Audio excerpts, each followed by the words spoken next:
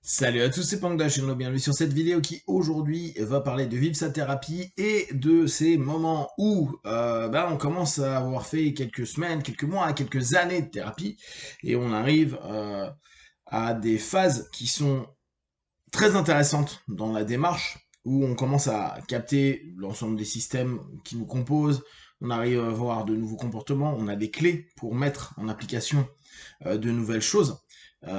Cependant, il y a la conséquence de l'accompagnement, du travail qu'on a fait personnellement, qui commence à peser. C'est-à-dire que on sait que à certains moments, dans le processus, va y avoir ces questionnements de fond à se dire, bon, ok, maintenant, je vois globalement comment aller mieux, comment avancer, comment grandir. Euh, je vois même une progression dans mon quotidien. Il y a plein de choses qui se mettent en place, qui ont avancé, etc. Et je me confronte à ce que tout le monde se confronte au moment où va y avoir le rapport au monde extérieur. C'est comme si on avait pris quelques minutes, quelques heures, quelques jours, quelques années ou quelques décennies à dire ok, ça y est, maintenant les choses sont à peu près en place. Je suis en phase avec ça. Là encore, hein, parfois il n'y a pas forcément plus de changements intérieurs que ça. Il y a juste des acceptations, des apaisements, etc. Et va y avoir ce retour à la réalité commune. Le moment où on se dit, merde, là il y a des choix, des décisions. C'est intéressant parce que là j'ai une série de partenaires qui depuis quelques semaines sont sur ce principe de décision. Ce principe où à un moment donné, il y a, ce que j'ai compris, ou ce que je peux même mettre en place, c'est-à-dire que si on reprend certaines logiques, il y a des trans, des états qu'on peut au fur et à mesure du temps développer, qui nous permettent d'éviter de rentrer dans d'autres trans, et plus on les utilise, plus elles deviennent nos systèmes, nos comportements fonctionnels dans le quotidien. Le problème, c'est que parfois on le met en phase par séquence, et on ne le met pas constamment en séquence parce que le système dans lequel on évolue risque d'être trop impacté.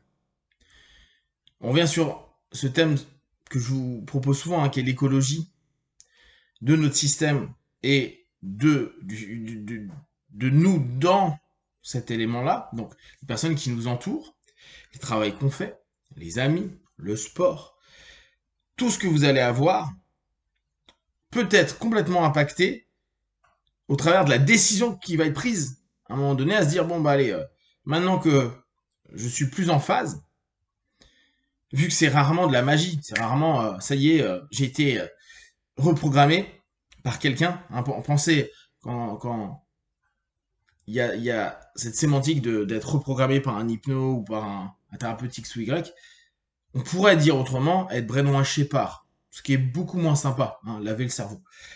Donc, en général, c'est pas ce qui se passe quand on fait un accompagnement, et au fur et à mesure, c'est des étapes où la personne, quand elle se sent en phase, quand elle se sent prête, valide une décision qu'elle prend elle-même, et elle passe un état et une étape qui peut être supérieur. D'ailleurs, ça veut rien dire, c'est pas forcément plus élevé, mais en tout cas, il y a d'autres arborescences qui se proposent. Donc, il y a constamment une avancée au travers de décisions.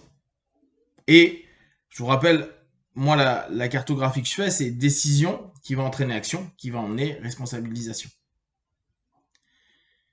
Et quand on arrive à un certain degré de sa thérapie, et là encore, hein, un certain degré ne veut pas dire qu'on est absolument apaisé, bien, parfait. Il y a aussi parfois cette illusion-là. C'est pas parce que tu as fait X années de thérapie que tu es parfait.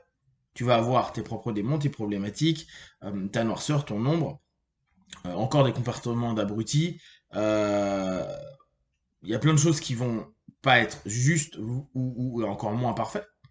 Mais il y a cette idée où on est OK, on est en phase. Et qu'importe, souvent, cette notion de perfection, ça faisait bien longtemps qu'on l'a virée parce qu'on s'est bien rendu compte qu'on ne le sera jamais.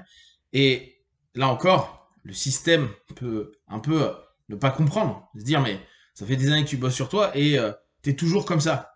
Ah oui, dans certains comportements, dans une expression externe, je suis comme ça, mais en interne, tu sais pas ce qui s'est passé et que cette expression-là, elle ne représente plus du tout ce que je vis en interne de la même façon. Ça, c'est juste une expression et toi, tu ne vois que cette expression-là. Donc, dans cette idée-là, il y a un moment où les décisions vont être prises. Et donc, bah, une action va être prise. Et donc, le système va en subir les conséquences. Conséquences qui peuvent être complètement positives, hein, on est bien d'accord. Mais vu qu'on ne sait pas comment est le système, on n'est pas l'autre. Et là encore, on ne va pas faire de la lecture de pensée. On peut supposer, on peut créer des hypothèses et se dire, bon, si je fais ça, si je dis ça, si j'agis comme ça, ou si je décide d'aller dans tel ou tel sens, peut-être le système va être OK, peut-être le système va pas être OK. Et ça, on peut pas le savoir. Et vu qu'on ne sait pas, et vu qu'on peut pas anticiper l'impact d'une nouvelle façon de fonctionner, et pas que sur des comportements, mais vraiment intérieurement, où on commence à se valider dans des états qui nous permettent d'être un grand classique, hein, là encore qui est assez récurrent, je pense que c'est à peu près toutes les personnes, c'est l'écoute de soi. C'est-à-dire à un moment donné, bah, si je suis en écoute de moi, et pas au système, aux gens, mais me dire là, ok, je prends en compte ce que les gens disent, mais moi, c'est pas ok avec ça, ou c'est carrément ok avec cette dimension-là. Et juste se recentrer sur cette idée-là et se dire, bah maintenant, j'ai un peu plus d'auto-amour, un peu plus de respect, d'estime de moi, de valorisation de moi-même. Donc, je suis moins en codépendance, voire en pleine dépendance d'autrui et de ce qu'ils peuvent penser. Bah, à ce moment-là, effectivement, je vais certainement avoir un cheminement qui sera plus du tout le même et pas vécu de la même manière quand je vais prendre telle ou telle décision. Le système, lui, par contre, bah, il s'est habitué, et là on revient souvent sur ce sujet, mais c'est toujours important de le prendre en compte, autant quand on travaille sur soi que quand on a un pote, un ami, un proche, mari, femme, enfant, un parent, qui rentre dans une thérapie. D'ailleurs, parfois, il y a une espèce de cercle un peu vicieux où c'est des personnes de la famille qui envoient un membre de la famille et qui vont se plaindre du fait que le membre de la famille, d'un coup, se change, modifie des comportements, ne soit plus en adhésion avec, voire même se sépare ou fasse écrouler une structure parce que leur perception a complètement changé. Donc, ce moment de décision, ce vécu, le système, il n'est pas prêt. Il est juste pas prêt. Surtout chez les personnes où ça s'est pas vu, le cheminement d'accompagnement. Parce que tout n'est pas externalisé. Souvent, on a l'impression que les personnes qui vendent « Waouh, j'ai fait une thérapie, je me sens trop bien », c'est limite, ils font du marketing sur la thérapie de ouf, genre ah, « c'était trop cool, j'étais comme ça avant, je suis comme ça aujourd'hui ». La plupart du temps, les personnes qui, pour moi, ont fondamentalement accepté et mis en place tout un système à l'intérieur d'eux, c'est vachement plus discret, vu que c'était des étapes par étapes, ça se voit pas. Par contre, ça se voit pas si on n'observe pas. Par contre, quand on commence à voir les résultantes de tout ce qui a été posé et ces fameuses décisions quasiment majeures de l'accompagnement, bah là on se rend compte que ça fait des semaines, des mois ou des années que la personne s'illusionne, projette sur qu'elle était avant, mais qu'elle n'est plus depuis bien longtemps.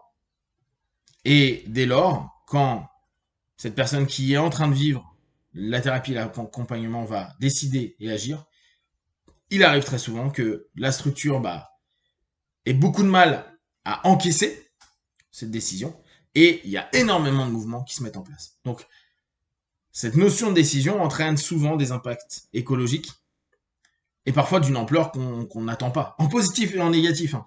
Mais c'est hyper important de vraiment, quand on bosse et quand on va arriver à un certain niveau, décider de se rendre compte de cet impact-là. Si vous avez des questions, des remarques, partagez sur Facebook, YouTube, je répondrai le plus rapidement possible. Et comme d'habitude, de tout ce que je propose, ne prenez que ce qui est bon juste pour vous. Testez, observez, analysez et concluez.